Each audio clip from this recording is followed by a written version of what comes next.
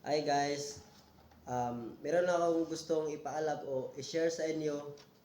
Ang gustong ipaalam ko o i-share sa inyo ay tungkol po ito sa pagmaneho ng motorsiklo.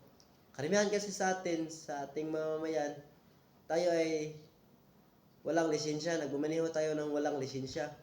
Alam nyo ba na ang pagmamaneho ng motor na walang lisensya ay maaari tayong maaksidente o magkaroon ng malubhang sugat.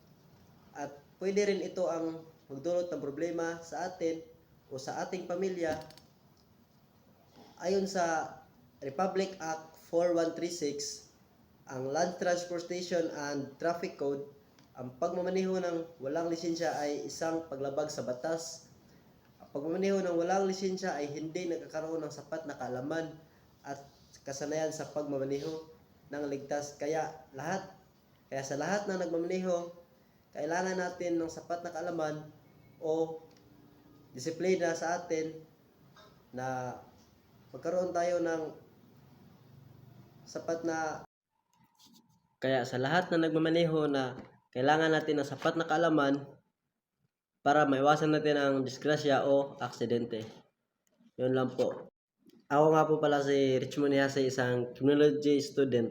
At yun lang po. Thank you.